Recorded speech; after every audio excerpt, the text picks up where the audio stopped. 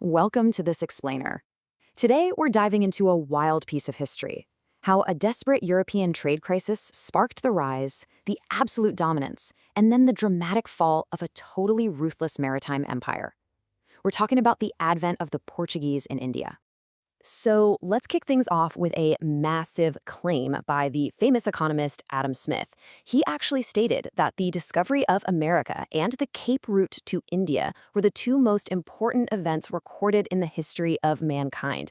I mean, wow, right? That instantly sets the colossal historical stakes for what we're unpacking today.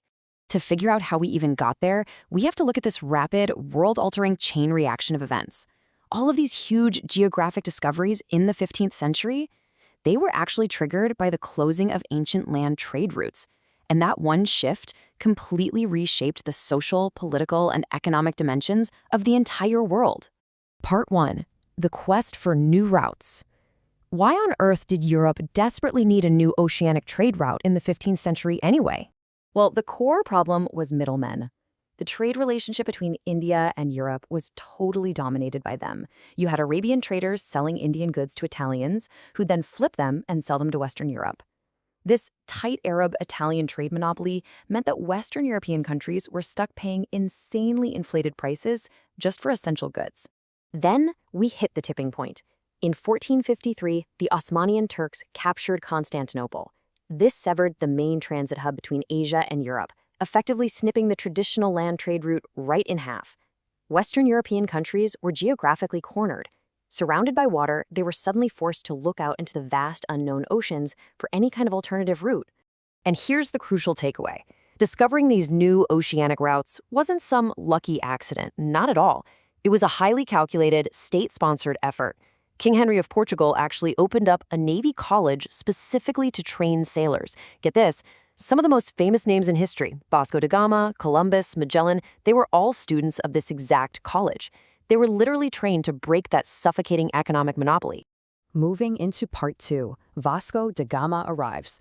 This brings us straight to the monumental breakthrough moment in 1498. After sailing all the way down and around Africa, Vasco da Gama finally reached the Indian western coast at Calicut. And he didn't do it alone. He had the vital help of a Gujarati merchant named Abdul Mazid, who guided him. When da Gama arrived, he was warmly welcomed by the local ruler known as the Zamorin. Just like that, this single voyage successfully restarted India's direct trade with the Western world. Now, da Gama actually came back to India twice more, eventually passing away there during his third visit. But his initial success was all the government of Portugal needed. It immediately prompted them to establish direct political control on the west coast. They named this new empire Estado de India. They rapidly set up key settlements, initially making Cochin their very first capital, before later capturing Goa in 1510, and then making that their permanent capital by 1529. Part 3. Architects of the Empire. So, how exactly did this initial foothold build into a sprawling, powerful dominion under its first major governors? Appointed in 1505, the very first Portuguese governor was Francis de Almeida, and he had a strict, singular objective known as the Blue Water Policy. His goal was pure naval dominance. He wanted absolute hegemony on the Arabian Sea and the Indian Ocean to completely wipe out Arab and Egyptian influence. But here's the catch. He wanted to do this while strictly avoiding any interference in the internal politics of India. He managed to secure this firm control after a major victory at the Battle of Dhu in 1509. Now, what's really fascinating here is the stark contrast between Almeida's sea-only policy and the aggressive, culturally intrusive approach of his successor, Albuquerque. It was a complete strategic 180. They went from strictly staying out of local affairs to aggressively embedding themselves right into the very fabric of Indian society. Taking over from Almeida, Albuquerque is widely considered the real founder of the Portuguese Empire in India. He quickly realized that to maintain long-term control, a bunch of ships just weren't going to cut it. He needed deep social and diplomatic roots. So Albuquerque was absolutely relentless in his cultural interference. To build up this territorial empire, he actively supported religious conversions to Christianity. He encouraged his Portuguese sailors to marry local Indian women. He even went so far as to abolish the sati system in Goa. On the diplomatic front, he was pretty shrewd. He allied with the powerful Vijayanagara Empire under Krishnadeva Raya in 1511, which secured Portugal an exclusive horse trading monopoly in exchange for supporting their expansion. But the real economic backbone of his whole strategy, that was the cartaz system. It was an ingenious, if highly extortionate, maritime trading pass. Basically, any merchant wanting to navigate the Arabian Sea had to purchase this pass from Portuguese trading centers, which were called feitorias, just to ensure their ships were quote-unquote secure. Now, you might be wondering, what if a merchant simply said no? What if they refused to buy this mandatory pass from the Portuguese and just tried to bypass the monopoly altogether? Well, the answer is incredibly simple and pretty brutal. If you bought the cartaz, the Portuguese acted as your protectors. If you didn't, well, they essentially became state-sponsored pirates. They would violently seize the ships and cargo of anyone navigating without their explicit, paid permission. It was, for all intents and purposes, a massive, highly effective protection racket that completely ruled the waves. Which brings us to part 4, the fall of Portuguese power.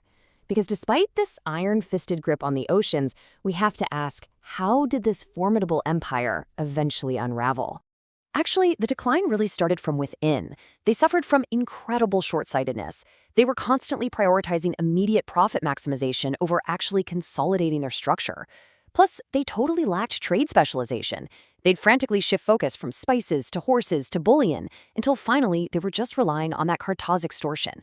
All the while, the intense religious zeal of numerous governors dragged them into fatal social conflicts, and that deeply, deeply undermined their core commerce. A prime example of this shifted focus happened during the time of the fourth governor, Alfonso de Sousa. The highly respected priest, Francis Xavier, arrived in India and he led mass conversions, reportedly converting around 7 lakh untouchables to Christianity. Now, while that's a massive religious undertaking, it really highlights how heavily Portuguese resources and state attention were being diverted away from solidifying their actual trade empire and poured into missionary activities instead. And then the external pressures finally shattered their already weakening monopoly. In 1588, the famed Spanish Armada was defeated by the English.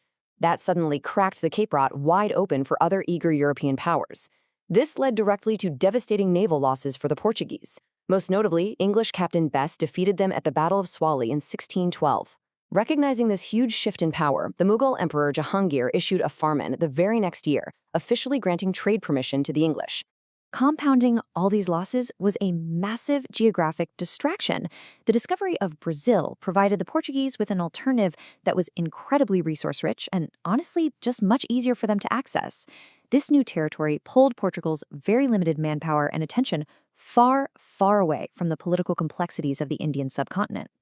And in a final stroke of absolute historical irony, their biggest trading center in India, Bombay, was literally given away. I mean, when Portuguese Princess Catherine of Braganza married British Prince Charles, Bombay was handed over as a wedding dowry.